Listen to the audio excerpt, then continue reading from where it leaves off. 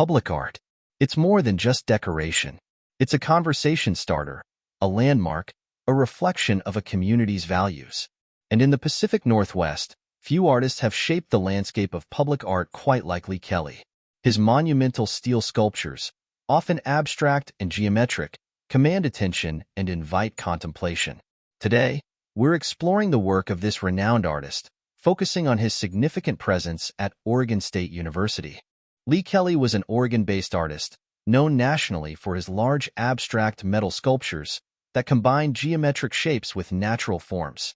Born in McCall in central Idaho in 1932, the grandson of a ranching family, his family moved to Portland in 1945.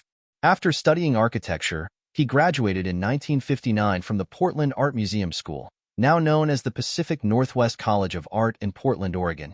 He served in the Korean War with the U.S. Air Force from 1951 to 55. In 1985, he received a grant from the Oregon Arts Commission to study the traditional bronze casting methods in Nepal. He received an Oregon Governor's Arts Award in 1987, and he was the subject of a major career retrospective at the Portland Art Museum in 2010. He was an avid traveler and mountain climber. For more than 6 decades, Kelly worked primarily at his home studio on the site of a lush, 5-acre 1920s dairy farm in Oregon City. Kelly and his late wife, the artist Bonnie Bronson, purchased the farm in the early 1960s, transforming it into a workplace and sculpture garden. Growing up on a ranch in Riggins, Idaho, had a huge impact on Lee Kelly. The ranch was by a canyon on a big river. On the ranch, he did everything with a team of horses. Part of the reason he never moved east was that he could not leave the West, with its vast landscapes in which a person can really lose himself. He felt very much a part of the land. He never found the sense of scale belittling. Instead, he thought you could become a part of a landscape without being diminished by it. To Kelly, mountain climbing lets you have that feeling. You're never going to dominate a mountain.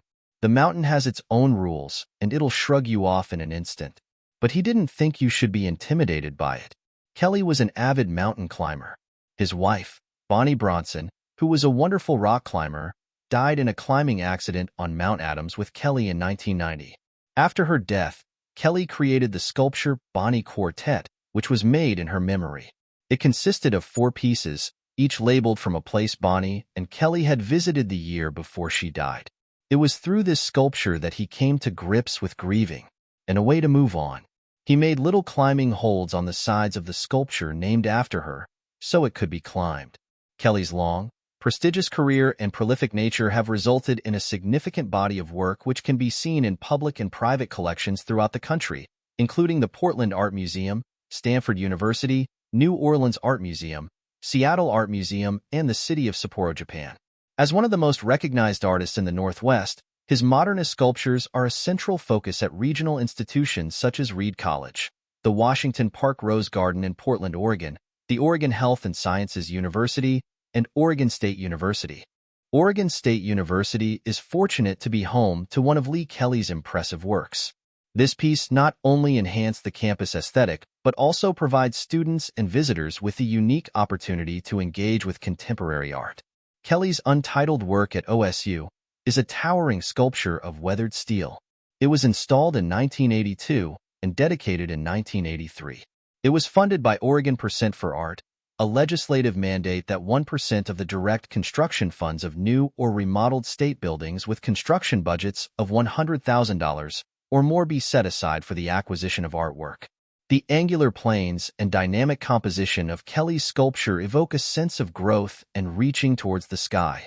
The rusted patina of the steel gives it a timeless quality, as if it has always been a part of this landscape. Kelly saw a special relationship between a sculptural work and the space that it occupies. A huge amount of change can happen just by moving it a few inches. If you move it a few miles, or take it from a woodsy environment to the hard surface of a town, it changes the piece completely. But he never spent a lot of time thinking about it when he was envisioning a design.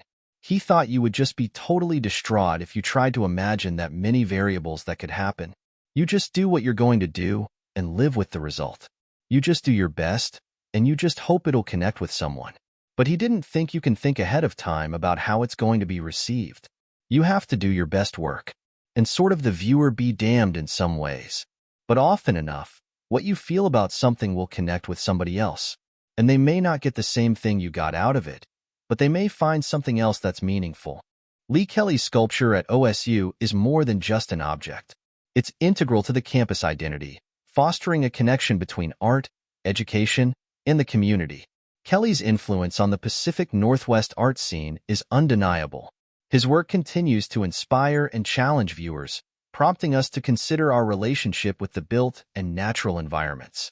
Next time you're visiting Oregon State University, take a moment to experience this remarkable sculpture for yourself.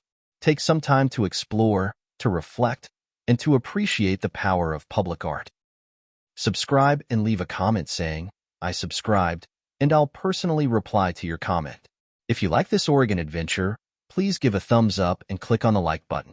Thanks so much for watching.